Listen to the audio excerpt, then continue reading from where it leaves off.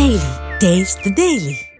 ఏపీలో కొత్త జిల్లాల ఏర్పాటు, జిల్లా కేంద్రాల మార్పుపై ఆందోళనలు కొనసాగుతున్నాయి. పోలవరాన్ని జిల్లా కేంద్రంగా ప్రకటించాలని, ఆ ప్రాంత అభివృద్ధిపై ప్రభుత్వం స్పష్టమైన నిర్ణయం తీసుకోవాలని అక్కడి ప్రజలు ఆందోళనలు చేస్తున్నారు. పోలవరం ప్రాంతాన్ని జిల్లాగా ప్రకటిస్తానని ఎన్నికల్లో ఇచ్చిన హామీని నిలబెట్టుకోవాలని డిమాండ్ చేస్తున్నారు. ఈ మేరకు నీటిపారుదల శాఖ మంత్రి నిమ్మల రామానాయుడు కాన్వాయ్ని అడ్డుకుని నిలదీశారు. కాగా సమస్యను సీఎం దృష్టికి తీసుకెళ్తామని మంత్రి హామీ ఇచ్చారు. దీనిపై మరిన్ని అప్డేట్స్ మా ప్రతినిధి దుర్గయాదవ్ అందిస్తారు. రూపురేఖలు అయితే మారుతాయి, అంటే కొంచెం టైం పడుతుంది, కానీ నాకు తెలిసింది 4-5 సంవత్సరాలు పోయేటప్పటికి రూపురేఖలు అయితే మారుతాయి. ఎందుకంటే ఇప్పుడు వెస్ట్ ఈస్ట్ గోదావరికి పెద్దగా ఆదాయం వచ్చి ఎక్కడ లేదు, మీ పోలవరం కాదు, మా దగ్గర కూడా చంద్రబాబు నాయుడు గారు అదే ఆశ మాకు 100% అందరూ కూడా ఒక జిల్లా అవసరం లేదని అంటే సీఎం గారే చెప్పారు. లేదు మనం పోలవరం అది ఇస్తామని చెప్పాము, దానికి 3-4 సార్లు కసరత్తు చేసి తీర పోలవరం మన జిల్లా పెట్టుకోవాలని అనుకుంటే అక్కడ వాళ్ళకి ఏమైందంటే పాడేరు జిల్లా అల్లూరు సీతారామరాజు ఏఎస్ఆర్ జిల్లా వాళ్ళకి 250 కిలోమీటర్లు వెళ్ళవలసి అక్కడ.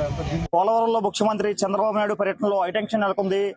చంద్రబాబు నాయుడు పర్యటనకు వచ్చిన నేతలను పోలవరం గ్రామస్తులంతా అడ్డుకున్నారు. ఎందుకంటే పోలవరం జిల్లా హెడ్ క్వార్టర్ గా ప్రకటించాలంటూ కూడా వాళ్ళంతా ఆందోళన వ్యక్తం చేస్తున్నారు. మనం ప్రస్తుతం పోలవరం గ్రామంలో అక్కడ పరిస్థితి చూడొచ్చు. వారంతా కూడా ఆందోళన చేస్తున్న పరిస్థితి ఉంది. సీఎం గారు పోలవరం ప్రజలకు ఇచ్చిన మాట నెరవేర్చారంటూ కూడా ప్లేకార్డులతో వాళ్ళంతా ఆందోళన వ్యక్తం చేస్తున్నారు. ప్రస్తుతం ఇక్కడ గ్రామస్తున్నారు, మాట్లాడదాం. చెప్పండి, ఏంటి మీ డిమాండ్ ప్రధానంగా?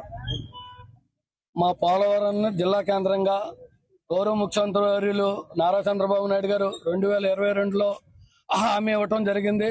మీరు 4 తపాల భూసేకరణ ఇచ్చారు. మీరు ఎంతో చాలా లాసిపోయారు. కాబట్టి మా ప్రభుత్వం వచ్చిన వెంటనే పోలవరాన్ని జిల్లా కేంద్రం చేసి అభివృద్ధి పదంలో తీసుకొచ్చి మీ కళ్ళల్లో ఆనందం చూస్తానని చెప్పారు. ఆ డిమాండ్ మేము అభ్యర్థిస్తున్నాం సీఎం గారికి.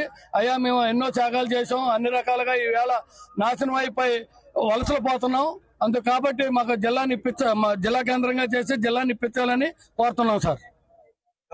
ఒకసారి మనం చూడొచ్చు, ఇక్కడ పూర్తిగా సీఎం గారు పోలవరం ప్రజలకు ఇచ్చిన మాట నెరవేర్చాలి, అదేవిధంగా పోలవరం కేంద్రంగా పోలవరం జిల్లా ప్రకటించాలంటూ కూడా వీళ్ళంతా ప్లేగట్లతో పూర్తి స్థాయిలో ఆందోళన చేస్తున్న పరిస్థితి ఉంది. మనతో పాటు ఇంకా మరికొంతమంది గ్రామస్తులు ఉన్నారు, వీళ్ళతో కూడా మాట్లాడదాం.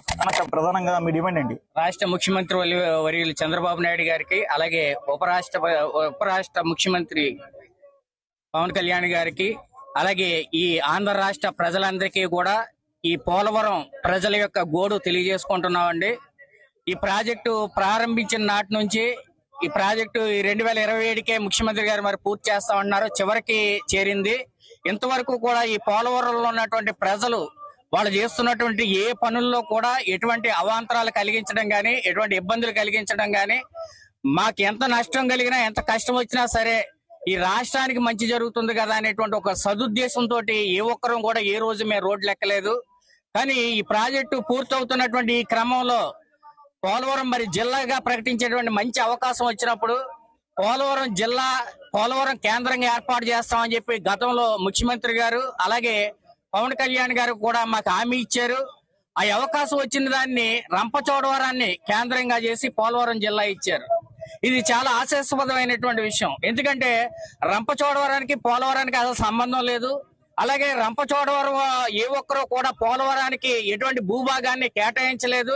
అక్కడ ఉన్నటువంటి ప్రజలు ఎవరు కూడా నష్టపోలేదు. నిజంగా నష్టపోయినటువంటి ప్రజలందరూ ఇక్కడ ఉన్నారు. ఇక్కడ మా భూములన్నీ కూడా ఈ ప్రాజెక్ట్ నిమిత్తంగా రకరకాలుగా ప్రభుత్వాలు సేకరించడం జరిగింది. అంతేకాదు ఇక్కడ ఉన్నటువంటి అనేక గ్రామాలు ఖాళీ చేసి అనేక దూర ప్రాంతాలకు వెళ్ళిపోవాల్సి వచ్చింది. ఇది దశాబ్దాల చరిత్ర కలిగినటువంటి ఈ పోలవరం ఈ రోజున ఒక చరిత్రహీనత కలిగినటువంటి ప్రాంతంగా మారిపోయింది. ఇక్కడ ఉన్నటువంటి ప్రజలు కూడా ఇక్కడ బ్రతకడం కూడా కష్టమైనటువంటి ఆలోచనలోకి వచ్చేసారు. ఈ ప్రాంతాన్ని విడిచిపెట్టి వెళ్ళిపోవాలంటే ఎక్కడికి వెళ్లి బ్రతకాలో కూడా అర్థం కానిటువంటి పరిస్థితుల్లో ప్రజలు అగమ్య గోచరంగా మారిపోయారు. అలాగే పిల్లల్ని చదివించుకోవాలంటే ఇక్కడ నుంచి సుమారు 50 కిలోమీటర్ల దూరం వెళ్లి చదివితే గానీ పిల్లలు చదువుకోవడానికి దారి లేదు. అలాగే ఇక్కడ ఉపాధి అవకాశాలు ఏమీ లేవు. ఉపాధి కొరకు అనేక ప్రాంతాలు, దూర ప్రాంతాలకి ప్రజలు వెళ్లాల్సిన పరిస్థితులు ఏర్పడుతున్నాయి. ఈ విధంగా ఏ విధంగా చూసినా అన్ని విధాలా నష్టపోయినటువంటి ఈ ప్రజలను ఒక్కసారి చూడమని చెప్పి ముఖ్యమంత్రి గారిని బ్రతిమాలుకుంటున్నాం. ఎందుకంటే మీకు ఈ ప్రాజెక్టు చాలా ప్రాముఖ్యమైనదని చెప్పి మీరు చెప్తున్నారు. ఈ ప్రాజెక్టు వల్ల రాష్ట్రం అంతా సంతోషపడుతుందని చెప్తున్నారు. ఈ ప్రాజెక్టు ఈ రాష్ట్రానికి ఒక వరం అని చెప్పి మీరు చెప్తున్నారు.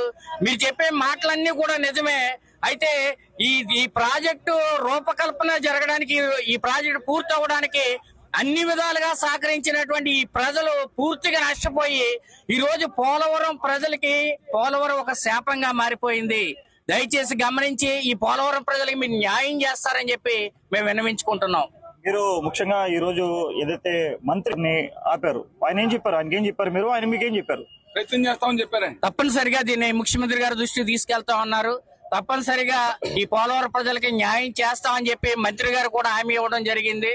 అయితే ఈ ప్రాంత ఎమ్మెల్యే గారు మరి ఈ విషయంలో ఎటువంటి సహకారం అందించలేదు. వారి ఎమ్మెల్యే కాకమునిపు అయితే తప్పనిసరిగా మీకు న్యాయం చేస్తామని చెప్పి మాతో పాటు ఆయన సపోర్ట్ గా నిలిచారు.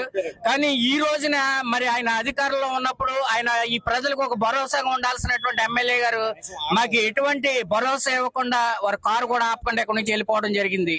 అది చాలా బాధ కలిగించింది పోలవరం ప్రజల్ని.